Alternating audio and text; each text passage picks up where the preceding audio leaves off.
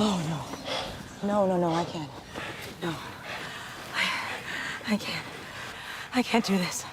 I'm a valet driver from Richmond. What the hell am I doing here? I can't. I'm an amputee from Romania who shouldn't be here either. But I've seen you drive and shoot better than most men in my army. And right now, the only thing that matters is stopping that monster. Okay?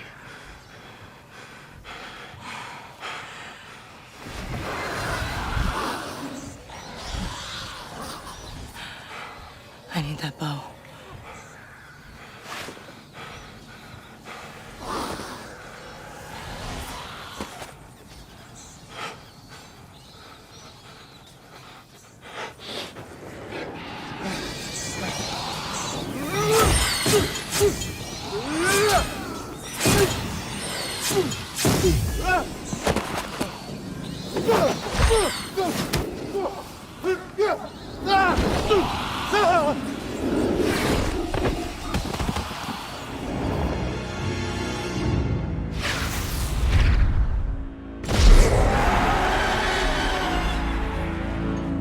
Holy shit.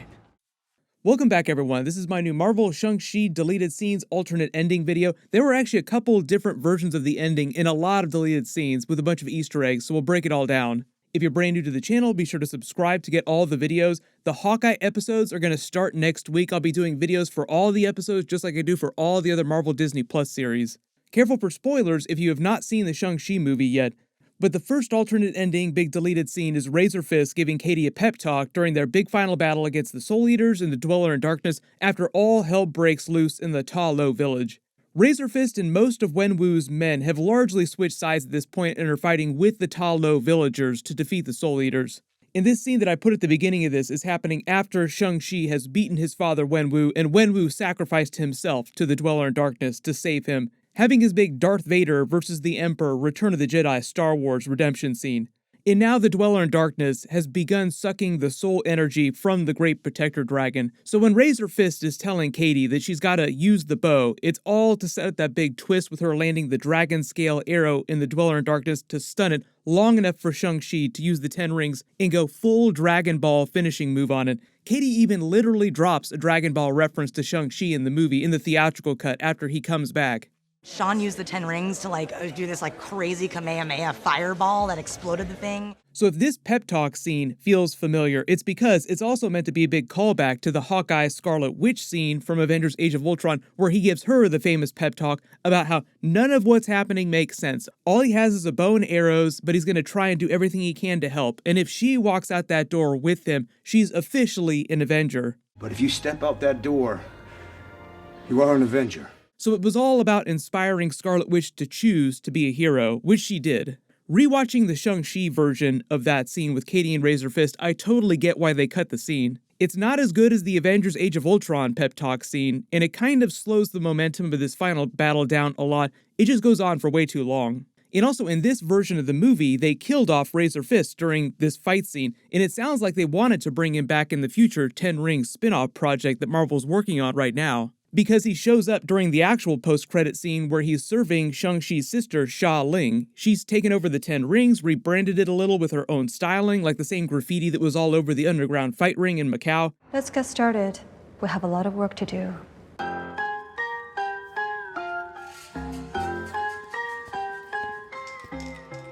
She's reorganized them so that they're more of a shady business enterprise like she was running in Macau, with a really strong mercenary army at her disposal. Like, they're slightly less evil than they were under Wenwu. She's probably not going to be toppling governments anytime soon. Like, what they're trying to say in the post-credit scene is that what's going on with Xia Ling and the 10 Rings in the future of the MCU is very similar to what's going on with Sharon Carter as the power broker. Not evil, but not exactly good characters either. And if you didn't hear the news, Marvel is developing a 10 Rings Disney Plus series spinoff. I don't know when that's going to be released, maybe 2023 or 2024, probably before Shang-Chi 2 hits theaters.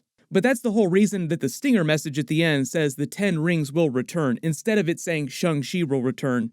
Marvel said they did it that way for the Shang-Chi movie because they felt like everybody saw the mid-credit scene and they'd assumed that they'd be bringing Shang-Chi back. So they wanted to use the message at the end to also remind people, hey, the Ten Rings are still very much a big deal in the future of the MCU. Just because Wenwu died doesn't mean it's the last time you'll see this organization.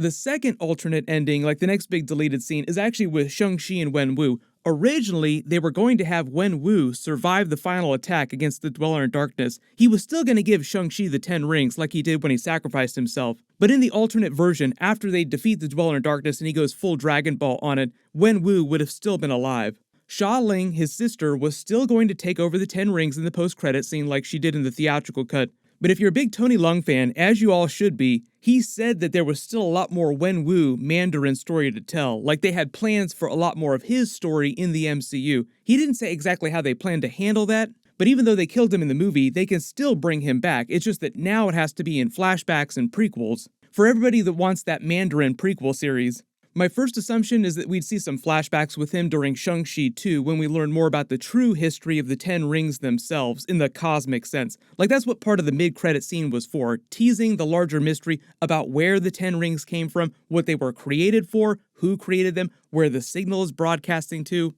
I've already done several videos about that, so I'll add links for those at the end of this and in the description below.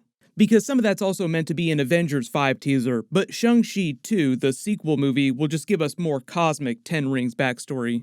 They can also bring Wenwu back for the Ten Rings Disney Plus series in flashbacks for Xia Ling's storyline. But if he does come back, mostly I'm just expecting it to be in the movies and the Disney Plus series that are based on the core Shang-Chi characters, like Shang-Chi and his sister Xia Ling. Like I'm not expecting to see Wenwu show up in a flashback during Spider-Man 4 or anything like that. The last big deleted scene, the last alternate ending that I know about right now that they've released is with Xia Ling and Katie, and it's actually an alternate version of the post-credit scene. It's the scene that happens right before she goes and sits on the throne, like she's in her room sort of packing her things up, talking to Katie. And in the alternate version of the scene, they just cover more of Shang-Chi and Katie's relationship as a romantic couple. I wanted to cut your throat. Are you into him too? We have a really good friendship. I don't want to go and screw things up by complicating it. It's meant to be kind of a funny, awkward scene where Xia Ling gives Katie the business like an overprotective sister and grills her about whether or not she's in love with Shang-Chi. For those of you that were kind of wondering what the nature of their relationship was like. So in that scene, Katie kind of implies there's some energy between them, like they could become a romantic couple at some point, but the way the director and the Marvel people said that they wanted to play their pairing, like they had a romantic subplot that was in the movie that they kind of just got rid of, like they deleted a lot of other scenes that set that up. Because the way they wanted to play their pairing, like the two of their characters together, was in more of a drawn-out Tony Stark Pepper Potts kind of scenario. Imagine if Pepper Potts had been a bigger character in the first two Iron Man movies, like a bigger part of all the action scenes and the fight scenes. She really didn't get huge fight scenes until Iron Man 3, when she got to wear the armor for the first time, and then at the end of the movie when she got Extremis powers briefly. Imagine if Tony and Pepper had not gotten together until the end of Iron Man 3, and they just taken all their time developing their relationship across the first three Iron Man movies and the Avengers movies. So that's kind of what their plans are for Shang-Chi and Katie together as a couple. But that's also why Wong brings her to the Avengers meeting in Kamar-Taj and says both of their lives are about to change forever, like she's invited to this big Avengers 5 party that they're going to be throwing in a couple years. Surprise! It's the end of the world again. We're all getting together. Bring the 10 rings and your friend Katie. So you can kind of see the difference in how they're trying to make her a bigger character in Shang-Chi's storyline, as opposed to Pepper Potts, who is a big character, but she wasn't really around for a lot of the Avengers teasers in the Iron Man movies. Like in this post-credit scene here, it's just Nick Fury and Iron Man. But just in terms of that sequel movie, I don't think that Shang-Chi 2 will be released till at least 2023 or 2024, so that 10 Rings Disney Plus series might wind up being released before that. So unless they announce some other big crossover before that, that's probably where Shang-Chi will show up next, during the 10 Rings Disney Plus series. Big reminder too, the Hawkeye episodes start next week. My Hawkeye episode 1 and episode 2 video will post Wednesday because they're dropping the first 2 episodes on day 1. Make sure you have alerts enabled for my channel so you don't miss any of that, and I'll just keep doing the Disney Plus giveaway for memberships throughout all those Hawkeye episode videos. Congratulations to the giveaway winner from my last big Spider-Man video, Bruce Lee. Please message me on the back end of my channel so I can get your contact details. Everyone click here for my full Spider-Man No Way Home trailer breakdown, Easter eggs, and that mystery Andrew Garfield scene. And click here to learn about the Eternals Easter egg during the Shang-Chi post-credit scene. Thank you so much for watching, everyone stay safe, and I'll see you guys in the next one.